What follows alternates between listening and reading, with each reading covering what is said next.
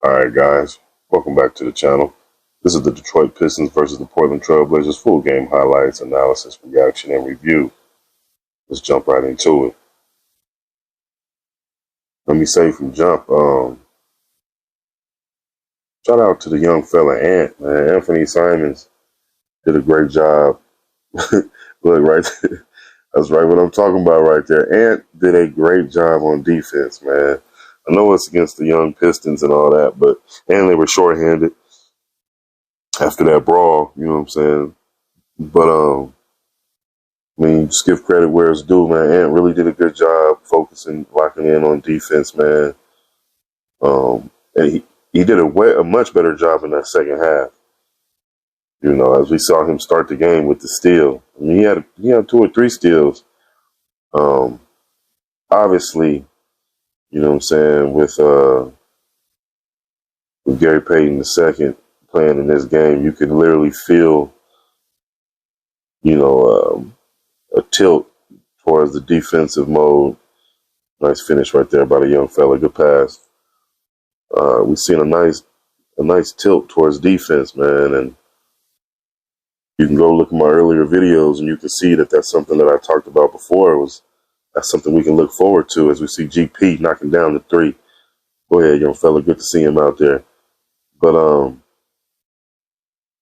that's something we can look forward to, man. We're seeing this team do better defensively and start getting more deflections and getting out in the, you know, in the open court and things like that.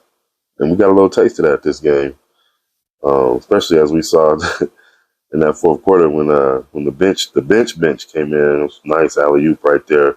Gary Payton Gary Payton II has a very nice rapport, not just with the team, but with the young guys, man. He has a very good, it's like he's one of those glue guys, one of those bridge guys where he can bridge the gap between the veterans and the young guys so that there is no gap. You know what I'm saying? He's one of those guys. And it's really invaluable to have on a basketball team with aspirations to do some things. You know what I'm saying? To have a guy like Gary Payton II play the way he plays. Nice strong finish right there by Jeremy Grant, who plays the way he plays and who's a good leader out there. You know, he communicates very well with his teammates. As we see Dame get the look right here. And the guys seem to be clicking. You know what I'm saying? I mean, that Warrior loss it was just a matter of the lack of execution down the stretch. Key turnovers, things like that, man. It's just, we got to do better. And it looked like this game we were a little more focused on making sure we execute better. And a lot of that's on Dame. I mean, you know, Dame is our leader. Dame is our point guard. And Dame did a great job tonight executing the offense and getting guys great looks, you know what I'm saying, and getting guys feeling good about themselves, as we saw Jeremy Grant, you know, get on fire in that second half. And as we look at Eubanks run the floor on the block right there, you mentioned that before in the video. I mean, Eubanks runs the floor well for a big guy. He gets tired fast, though. Nice strong finish again. Remember, again, I'm not going to keep it. I said earlier in videos about Jeremy Grant needing to play strong and finish strong. And look what he's doing consistently because he's playing strong. You know what I'm saying? He did very little flop mopping. You know what I'm saying? I mean, a lot of guys like to draw fouls. I'm not saying that. I'm just saying, for the most part, he's too good, too big, and too strong to be on the floor so much. You know, there's ways to insinuate the contact, you know, without having to fall down on the ground. But nonetheless, and let's get away from that because the kid's playing fantastic, and he's having a great time. I mean, he's playing great ball. So I mean, it's you know, just me with that coach's mentality. You know what I'm saying? I'm always finding things where guys can get better at or eliminate from their game. You know, that's like poison, things like that. As we see, Ant had a very good game also offensively. I know I mentioned But I was impressed with what he did defensively, especially in the second half right here. But offensively, he was very engaged also. Um, he was getting to his spots, good spacing, you know what I'm saying? The guys are kind of getting used to having that good spacing. The young fella, Shaden Sharp played very well offensively.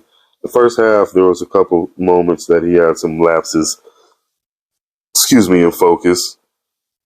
But for the most part, the young fella did good, man. And again, having Gary Payton II, he does a good job of keeping guys locked in, doing his part to try to keep guys locked in. And that was in limited action, He wasn't on the floor that much, but you can see the impact that he has out there. Nice play right there. See Dame when he gets that flick going. When he gets that flick going, you know it's going in. But yeah, it was a good team effort. As we see the nice finish right there by the Pistons. See Dame and Diallo. It was some good respect though. Dame and Diallo had some interaction. But Diallo has respect. He's a good young kid, man. He just plays hard. You gonna push me hard, I'm gonna push you hard, man. You know what I'm saying? I mean, don't get mad at me. You know what I'm saying? I ain't get mad at you. I just pushed you back. Let's go. Let's play. You know what I'm saying? That's good stuff, man. Nice finish right there. To see Ant with the sidestep.